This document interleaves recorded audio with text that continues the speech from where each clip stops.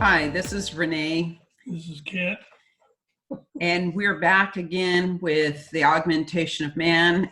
We're going to be talking about predictions today in our series. This is the 18th in our prediction series. And these are received while Kent is in a deep trance. And they come from, most of them come from the ancients, which are ancient teachers and preceptors of the Creator. And some come from entities outside this planet. Yes.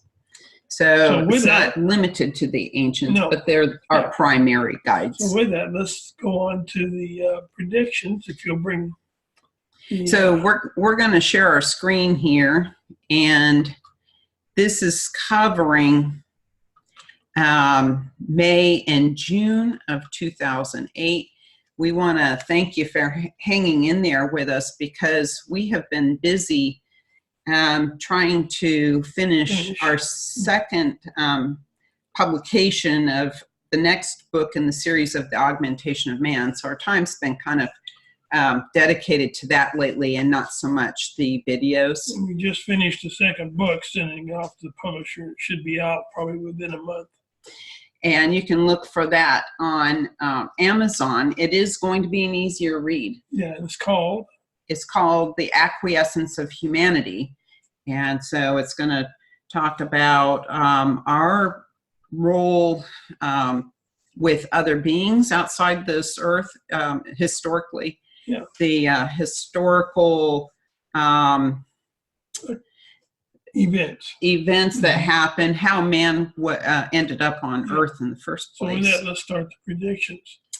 So Mayan predictions for December the 21st, 2012, of which we had to calm many people down. They thought it was the end of the Earth. We kept saying, no, it's not.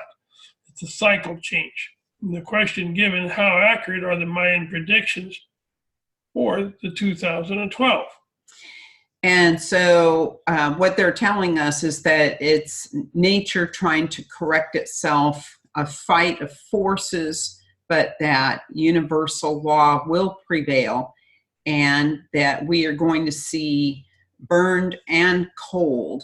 And so nature trying to correct itself, it has to do with the cycles and where we're at in the cycle right now, and how everything has got to come back into balance, especially from what mankind has been doing to it. Mankind has created a lot of harm to this planet. That's the fight of forces. Yeah. So man will diminish their presence here, what they do. And protected places in a new beginning. Protected places are usually the places that the ancients say are considered holy or protected.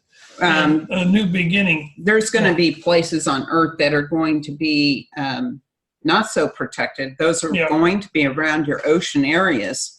So we advise, if you're serious about continuing on in the next cycle, away from the ocean, we advise you to move away from ocean areas. And so especially the West Coast. And the East Coast.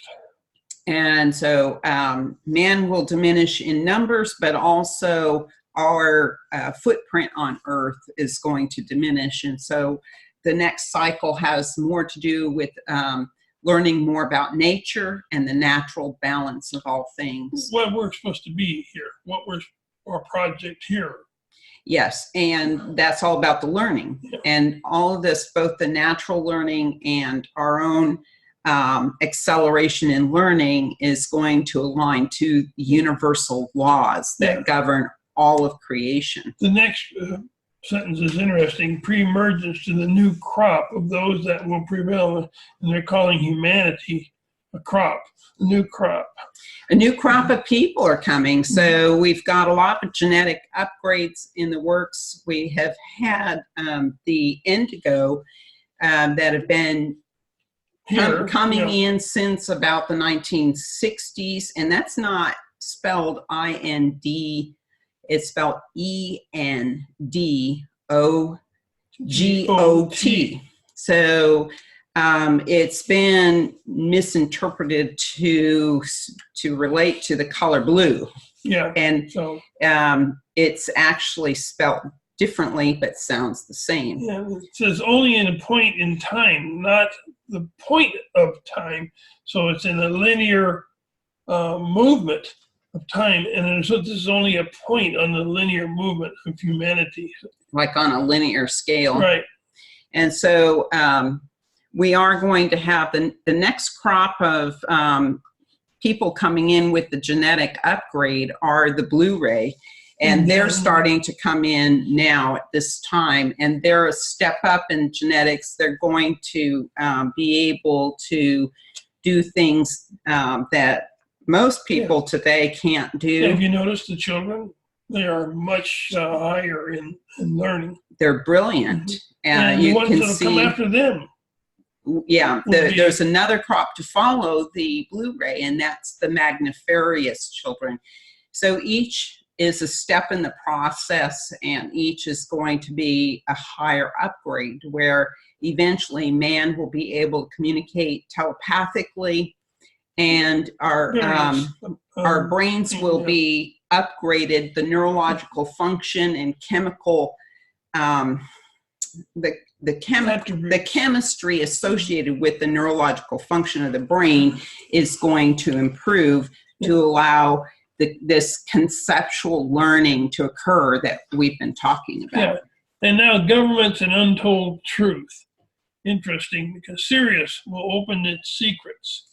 And so often what we have to assume in this case is that the planetary alignments, including Sirius, are going to allow this vibrational alignment of to allow certain events to happen. So to allow truth to seep out, and we definitely have been seeing that lately, haven't we? Yeah. And governments cannot hide this forever. And you can see right now many government secrets, so-called government secrets, are now being brought out. And there's more transparency coming on now than I've ever seen. And a lot of that is the current alignment, planetary alignments, that if you've got a triangulation of planets, they're each putting off their own vibrational signature. But when you talk about a grouping of them, they're going to interact vibrationally with each other and set the parameters for certain events to happen. And it's all at a vibrational level. And so the leaking of truth is very conducive to this period of time and the planetary alignments.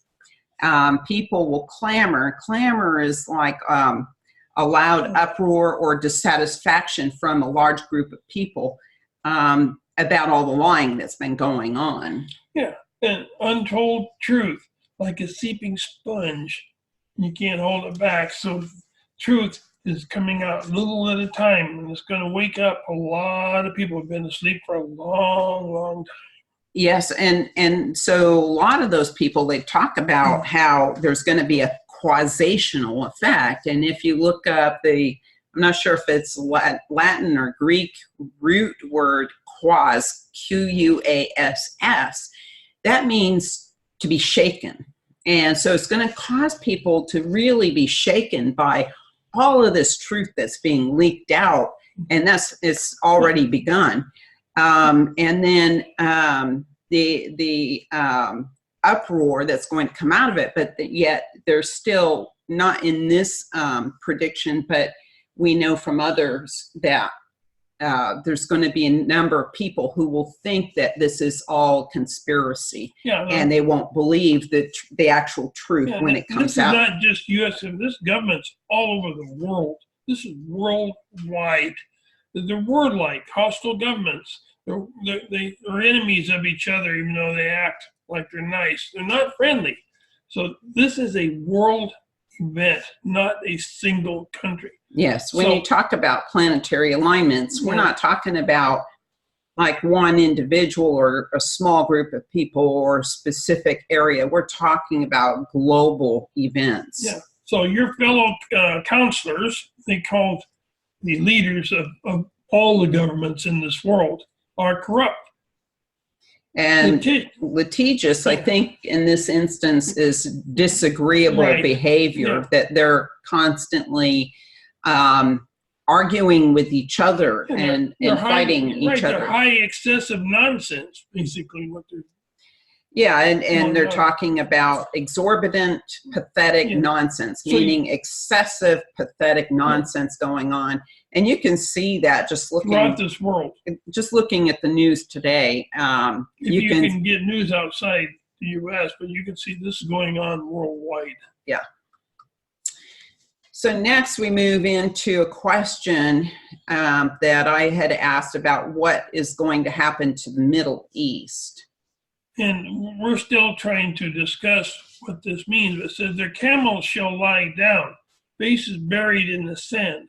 A covering shall wipe clean. Quietness will prevail. Bury those that are not, those within the sands. So we're still discussing the total meaning. Is this the areas where the sands are used to be very lush and green many thousands of years ago. And does this mean it's going to go back to that?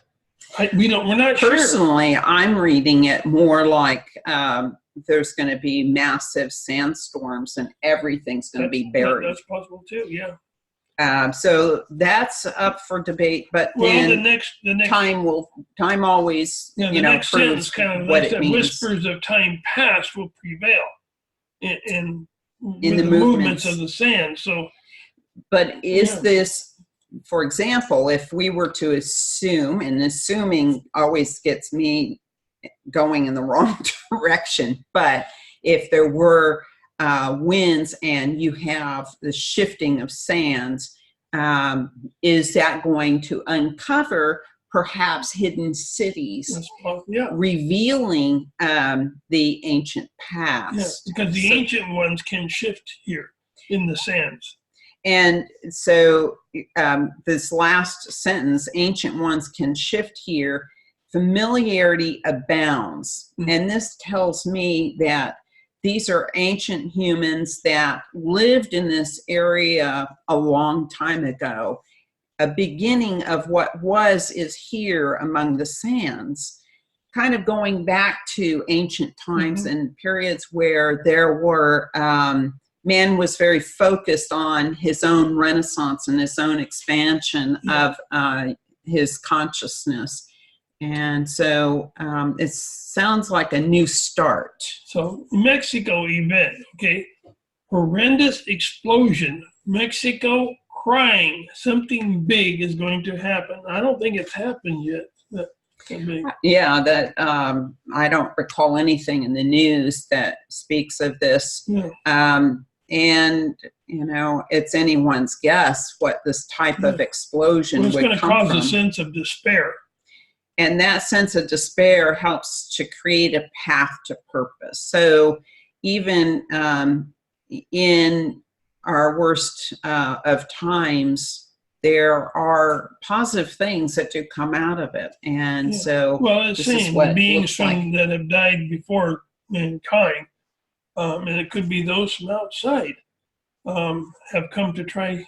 They're going to try to help them. Yeah, so they'll have help of some sort, whether it's souls that come forth or ancient humans that are reincarnating with new knowledge, or beings from outside. They're going to get help. They'll get help in pulling them through it, and they'll be better as a result of it. So in May 2008, atrocities forced the ocean to vibrate in a manner that can harm all living things. And so in response to that, I had asked, is that why the whales were beaching? So said yes. There was, within a couple of months of this reading in May of 2008, there was a period of time where whales were beaching. I believe it was in Southern California. Yeah, and I saw whales in my vision. Yes, and so he said, yes, they were just showing me whales. like they are saying, The leave whales. us alone. Yeah. Like the whales are saying, Yeah. leave us alone. And so the Navy also uses on their ships, they use sonar, a couple of types of sonar. One is active sonar. One is, I think it's inactive, but passive sonar. The active form of sonar is much more powerful. What they're using that for is to detect explosives or mines in the ocean. And detect something that's moving through the ocean. And it has this horrible effect of causing damage to the whales' hearing own damage. sonar and hearing associated with sonar.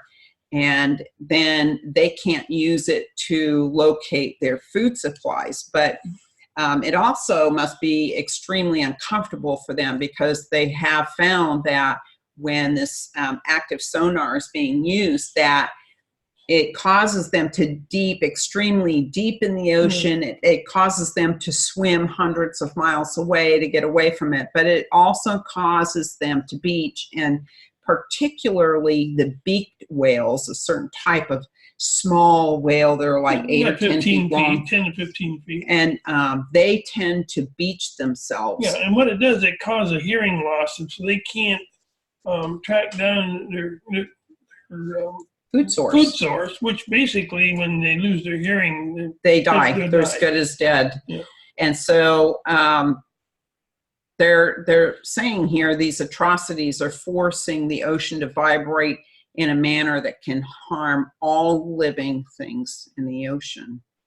And so, and of course, that impacts our lives too, because then we don't have seafood, and that's right. You know, when we interfere with the natural balance of one system, it affects all systems. And so now we're seeing people, but back in May 2008, so I saw people really angry. I saw what it looked like clouds to me. Evidently, it wasn't clouds, but it looked somewhat like clouds coming real fast, and then an explosion. And it said Holocaust, which is complete devastation. And usually associated with fire. And so is it a nuclear explosion of some sort? Possibly, or new technology that we don't know about yet that's going to just wipe out huge areas. Even fire, huge amount of fire. We really don't know what is going to cause But it's complete devastation. Mm-hmm. And so, again, time will tell what this is really going to mean for us. Yeah, and people are angry enough that they're driving, they're throwing rocks through windows, wherever they can express their anger. This was taken from the same meditation, so the two could be related. This, this explosion could be the final straw, but then again, maybe they're not. Maybe it's just a list of things that we're looking at that are possible.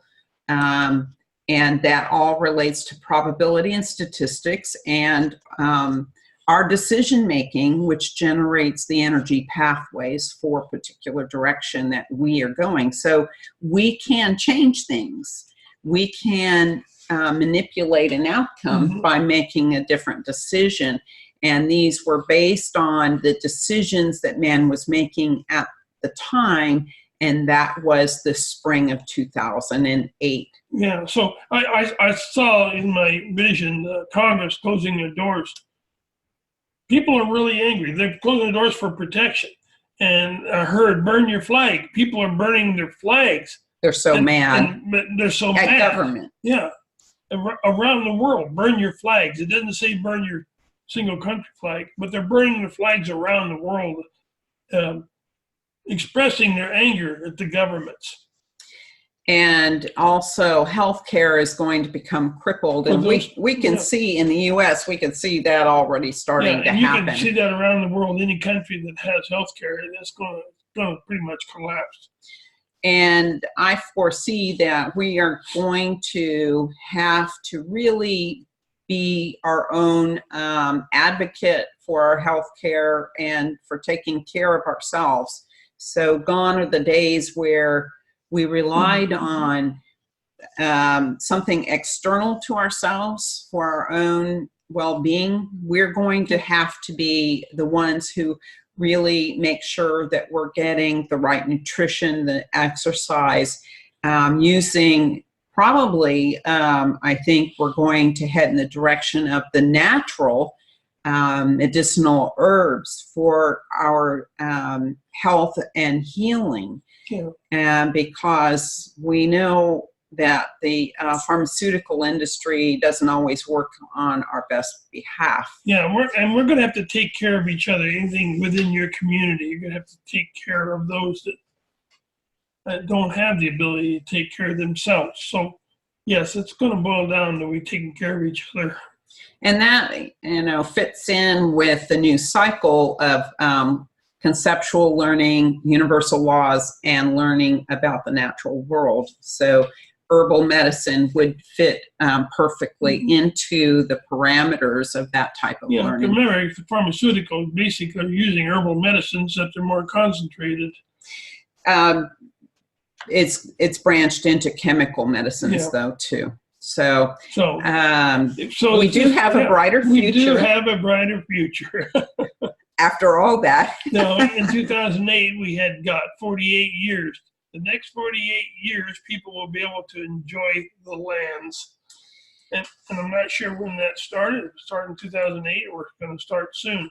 But I'm going to leave that up to you to decide. We've been kind of discussing. We're kind of at different aspects of looking at it. Mine was that after everything settles out and things calm down, that there will be about 48 years where people will be able to enjoy the land and be at peace and live in harmony with the land without any forceful effects. The earth calming down, there won't be a whole lot of earth activity and things will be relatively calm.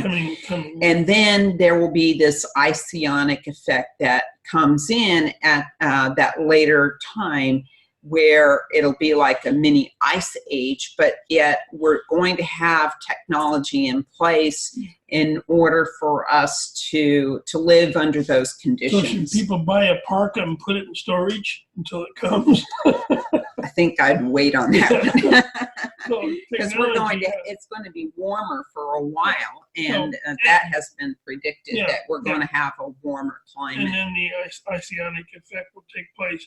But you will be able to, those that come through all this, they're going to enjoy the rewards of enjoying the lands. So we have, a very tumultuous period of time that we have already entered. And of course, we encourage people to have a way of sustaining themselves with water and food, at least for clothing. 2 years or a year and a half minimum. Up to 3 years. And that, let's get over here. So I'm going to stop this sharing here.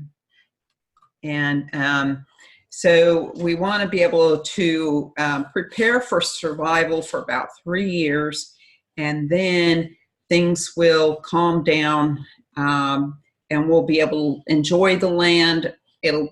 Sounds like it'll be warmer, and then in the future, maybe we're talking about another 38 years where things will start to get cold, at least in some areas of the globe. And it takes a long time for it to turn to that point. And then we're going to have the technology to be able to live through that comfortably. Yeah, when I say it takes a long time, that's from the humanity point of view of time, not from the universal point of view of time.